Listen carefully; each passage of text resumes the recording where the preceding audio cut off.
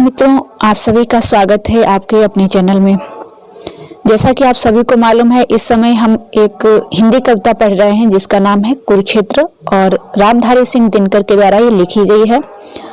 इसका पहला भाग हमने देखा है, मतलब प्रथम सर्ग, जिसको मैंने पहले ही आपको बताया है कि इसको 7 सर्गों में लिखा गया है दिनकर जी के द्वारा, जो ओज के कवि कहे जाते हैं। और इसमें महाभारत के कुरुक्षेत्र को दर्शाया गया है। उसके बाद जो है यह उस समय की घटना को यहाँ पे दिया गया है जब युधिष्ठिर और भीष्म के बीच में वार्तालाप हो रहा है और युधिष्ठिर जो है बहुत ही दुखी हो रहे हैं और अपनी जो करुणा है उसको व्यक्त कर रहे हैं भीष्म के सामने। तो पहला हमने सर्ग देखा है। अब दूसरा सर्ग जो है, इसका पहला भाग हम देख चुके हैं, इसका दूसरा भाग है ये दूसरे सर्ग का, और यहीं पे ये दूसरा सर्ग समाप्त होगा। नेक्स्ट हम इसका तीसरा सर्ग देखेंगे। तो चलिए देखते हैं आज इस भाग में क्या जो है कौन से तथ्य दिए हैं। तो यहाँ पे जो है भीष्म जो है इस भाग में भीष्म कह रहे हैं, किंतु मत समझो कि इस कुरुक्षेत्र में 5 के सुख ही सदैव प्रधान थे। युद्ध में मारे हुए के सामने 5 के सुख दुख नहीं, उद्देश्य केवल मात्र थे। भीष्म जो हैं युधिष्ठिर से को उद्बोधन करके कह रहे हैं कि ये जो युद्ध हुआ है, तुम जिसके लिए पीड़ा कर रहे हो, उसमें सिर्फ 5 जो पांडव हैं उनको ही 5 के सुख ही सदैव प्रधान थे युद्ध में मारे हुओं के सामने। तो जो युद्ध हुआ है वो अगर देखा जाए तो सिर्फ 5 के लिए ही किया गया है। लेकिन यहाँ पे दूसरी बात ये कहा है कि 5 के सुख दुख नहीं, उद्देश्य केवल मात्र थे। उनके सुख दुख ही मात्र उद्देश्य नहीं थे,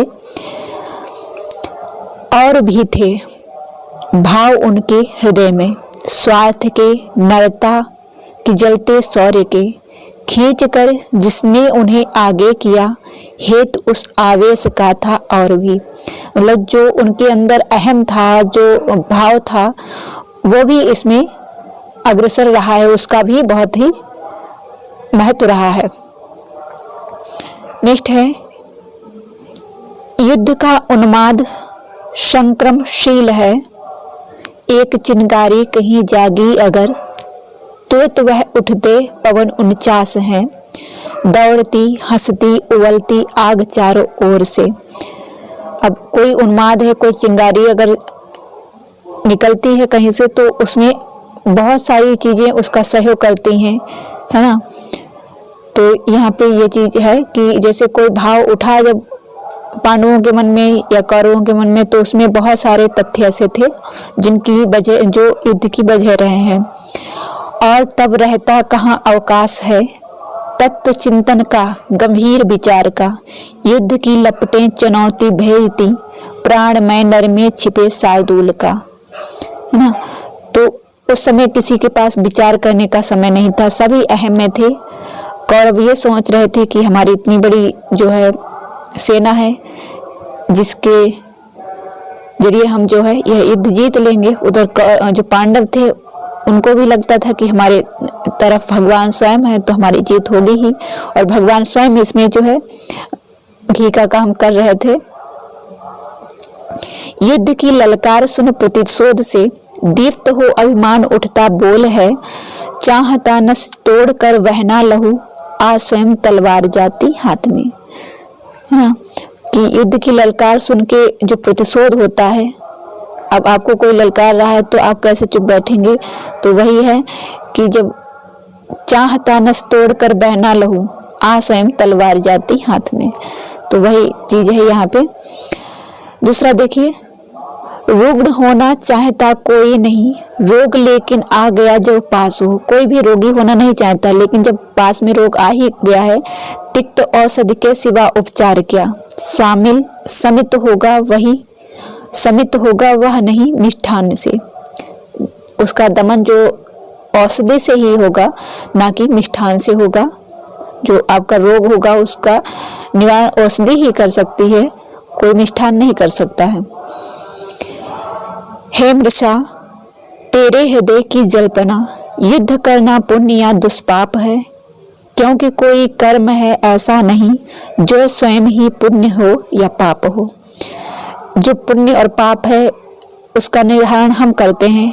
हम किसी कार्य को अच्छा बना लेते हैं, जो हमें सही लगता है वह हम उसको अच्छा, लेकिन जो सत्य है वह सत्य है। आप देखते हैं बहुत सारे लोग हैं जिस चीज को झूठ मानते हैं, कुछ लोग उसको सत्य मानते हैं। वैसे ही कि युद्ध करना पुण्य या दुष्पाप है, कुछ लोग युद्ध को ये नहीं मानेंगे कि ये पाप है, कुछ लोग इसको पुण्य मानेंगे कि इससे क्या कल्याण होगा बहुत सारे व्यक्तियों का।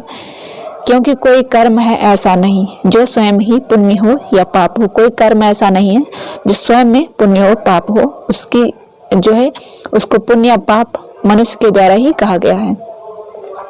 सत्य ही भगवान ने उस दिन कहा, मुख्य है कर्ता हृदय की भावना, मुख्य है यह भाव जीवन युद्ध में, भिन्न हम कितना रहे निज कर्म में। तो यहाँ पे जो भीष्म कह रहे हैं कि भगवान ने सत्य ही उस दिन कहा था कि मुख्य है कर्ता हृदय की भावना। हृदय की जो भावना होती है आप उसी के आश्रय पर कार्य करते हैं। आपके मन में जो कार्य करने की इच्छा होती है उसी के आधार पर आप कार्य करते हैं। मुख्य है यह भाव जीवन युद्ध में। ठीक है, जीवन युद्ध में भी वही है कि अगर आप जो सोचते हैं वही करते हैं। नेक्स्ट है, असमझ तो और भी अपवाद है, चाहता कोई नहीं इसको मगर, जूझता पड़ता सभी को शत्रु जब आ गया हो द्वार पर ललकारता। कौन चाहता है कि युद्ध किया जाए, लेकिन जब सामने आपका दुश्मन आपको ललकार रहा है तो फिर तो युद्ध करना ही पड़ेगा। हे बहुत देखा सुना मैंने मगर, भेद खुल पाया न धर्मा धर्म का, आज तक ऐसा कि रेखा खींच कर बांट दूं मैं पुण्य और पाप को। मैं भी आज तक नहीं समझ पाया कि क्या धर्म है और क्या अधर्म है, जिसको मैं बांट सकूं, जिससे मैं पाप और पुण्य का अंतर बता सकूं। ये भीष्म के शब्द हैं। अगर आपके एग्जाम में पूछा भी जाएगा तो इसी के आधार पर पूछा जाएगा, इसी के तथ्य पूछे जाएंगे। जानता हूँ किंतु जीने के लिए चाहिए अंगार जैसी वीरता, पाप हो सकता नहीं वह युद्ध है जो खड़ा होता ज्वलित प्रतिशोध पर। अब यहाँ पे और एक चीज कह दी है कि उसको हम पाप नहीं कह सकते। जब कोई व्यक्ति हमें ललकार रहा है और उससे हमें बदला लेना है तब वहाँ पे पाप नहीं हो सकता है। ये आप इसमें देख सकते हैं। छीनता हो सत्य कोई और तू, त्याग तब के काम ले यह पाप है, पुण्य है विच्छिन्न कर देना उसे, बढ़ रहा तेरी तरफ जो हाथ हो। तो यहाँ पे पाप हो ही नहीं सकता है। जब कोई गलत कार्य कर रहा है और उसका अगर उसको आप जो है बदला लेना चाहते हैं या उसको उसकी सजा देना चाहते हैं तो वह वहाँ पे पाप नहीं है, फिर तो उस कार्य को करना ही चाहिए। बुद्धि वध विदलित हो साधनहीन को, है उचित अवलंब अपनी आह का, गिड़गिड़ा कर किंतु मांगे भीख क्यों, वह पुरुष जिसकी भुजा में शक्ति हो। अब जिस व्यक्ति जो निर्बल है वो तो युद्ध करेगा ही नहीं, वह जवाब ही नहीं देगा अगर कितना भी कोई ललकारता रहा हो। लेकिन निर्बल क्या है, जो मन से निर्बल हो, कायर हो, वही जो है उस ललकार को स्वीकार नहीं करेगा और उसको जो है उस पर कोई जवाब नहीं देगा। लेकिन जिसकी भुजाओं में शक्ति है वह इसमें जो है चुपचाप उसको नहीं सुन सकता है। युद्ध को तुम निंद कहते हो मगर, जब तलक है उठ रही चिनगारियां, भिन्न स्वार्थों के कुलिस संघर्ष की, युद्ध तब तक विश्व में अनिवार्य है। क्या कहा गया है कि युद्ध होना अनिवार्य है, जब उसकी आवश्यकता हो तब युद्ध होना ही चाहिए। जैसे महाभारत हुआ है तो महाभारत में उस समय उसकी आवश्यकता थी उस युद्ध की, तभी हुआ। और जो अनिवार्य है उसके लिए खिन्न या परितप्त होना व्यर्थ है, तू नहीं लड़ता न लड़ता आ गया, फूटती निश्चय किसी भी ब्याज से। देखिए यहाँ पे जो है दिनकर जी ने जो ये कविता लिखी है उस समय स्वतंत्रता के समय ही लिखी गई है। ठीक है, तो इसमें वही भाव दिया गया है ओज का कि युद्ध करना जो है समय की मांग होती है, वक्त की मांग होती है। पांडवों के भिक्षु होने से कभी रुक न सकता था सहज विस्फोट या ध्वंस से सिर मारने को थे तुले ग्रह उपग्रह कुर्द चारों ओर के। भीष्म जी जो युधिष्ठिर विलाप कर रहे हैं, जो करुण उनकी जो बातें कर रहे हैं, उसमें जो भीष्म है वो भीष्म पितामह जी कह रहे हैं कि पांडवों के भिक्षु होने से यह जो युद्ध है जो रुक नहीं जाता, ये इसे होना ही था, क्योंकि ग्रह उपग्रह भी क्रुद्ध होकर चारों तरफ से टकरा रहे थे। धर्म का है एक और रहस्य भी, अब छिपाऊं क्यों भविष्य से उसे। 2 दिनों तक मैं मरण के भाल पर हूँ खड़ा, पर जा रहा हूँ विश्व से। ये भीष्म जी ही कह रहे हैं कि धर्म को अब रहस्य क्यों रहने दें, उसको क्यों छिपाएं, क्योंकि मुझे भी अब यहाँ से जाना है और मैं भी अब जा ही रहा हूँ, मैं खड़ा हूँ मृत्यु के मुंह में, तो अब इस सत्य को क्या छुपाना, उसका रहस्य क्या करना। व्यक्ति का है धर्म तप करुणा क्षमा, व्यक्ति की शोभा विनय भी त्याग भी, किंतु उठता प्रश्न जब समुदाय का, भूलना पड़ता हमें तब त्याग को। यहाँ पे क्या कहा है भीष्म ने कि व्यक्ति का धर्म तप है, करुणा है, क्षमा है, व्यक्ति की शोभा विनय है, त्याग है, किंतु उठता जब समुदाय का प्रश्न उठता है तब ना ही करुणा होनी चाहिए, ना ही क्षमा होनी चाहिए, ना ही विनय होनी चाहिए और ना ही त्याग होना चाहिए। तब हमें सब भूल जाना चाहिए और तब हमें न्याय की बात, तब जो जिस तरीके से उसको सही कर सकें, जिस तरीके से उस समुदाय का हम भला कर सकें, हमें वही कार्य करना चाहिए। ठीक है, तो ये जब विचार चल रहा था, जैसे उस समय की जो सरकार होगी, जो विचार चल रहा, तो वहाँ पे जो कवि हैं उन्होंने इस चीज को दिया है कि इस जो व्यक्ति का धर्म क्या है, तप है, करुणा है, क्षमा है, लेकिन जो समुदाय की मांग है, जब समुदाय की मांग जिस चीज की है, समुदाय के लिए जो सही है, उस समय हमें वही कार्य करना चाहिए। तब हमें करुणा क्षमा और इसको नहीं देखना है। फिर है जो अखिल कल्याणमय है व्यक्ति तेरे प्राण में, कौरवों के नाश पर है रो रहा केवल वही, किंतु उसके पास ही समुदायगत जो भाव है, पूछ उनसे क्या महाभारत नहीं अनिवार्य था। हार कर धन धाम पांडव भिक्षुवन जब चल दिए, पूछ तब कैसा लगा यह कृत्य उस समुदाय को, जो अनय का था विरोधी पांडवों का मित्र था। तो आप समझ सकते हैं कि जो समुदाय है उसने उस समय क्या प्रतिक्रिया दी। जब पांडव भिक्षा मांगी और वनवास में रहे, अज्ञातवास में रहे, तब ये समुदाय कहाँ था। और जब तूने उलझकर व्यक्ति के संदर्भ में क्लीब सा देखा किया लज्जा हरण निज नारी का, उस समय ये समुदाय कहाँ था जब द्रौपदी का चीरहरण हुआ। उस बड़े समुदाय की जो पांडवों के साथ था, और तूने कुछ नहीं उपचार था उस दिन किया। 100 बता क्या पुण्य था या पुण्यमय था क्रोधवा, जल उठा था आग सा जो लोचनों में भीम की। तो उस समय जो है ये समुदाय कहाँ था, ये यहाँ पे भीष्म कह रहे हैं, क्योंकि तब भी जब चीरहरण हुआ था उससे बढ़कर पाप और क्या हो सकता था, लेकिन वह भी समय की मांग थी।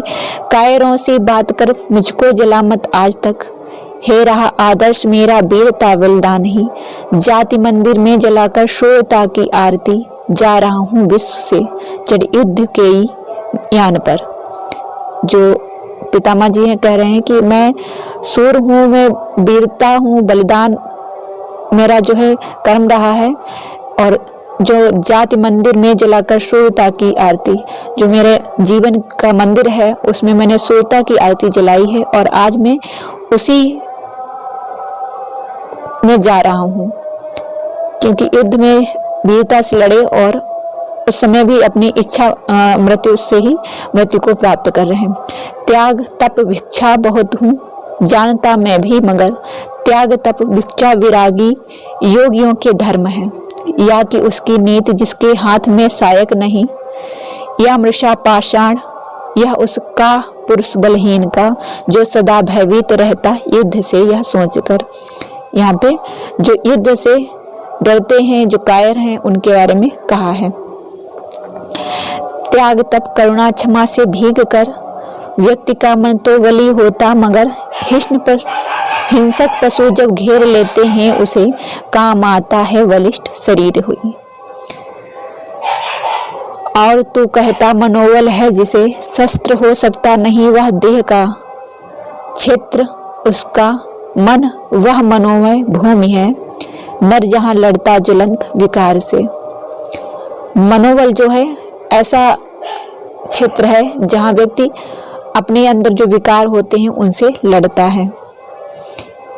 कौन केवल आत्मबल से जूझ कर जीत सकता, देह का संग्राम है पाशुपता खड़ग जब लेती उठा, आत्मबल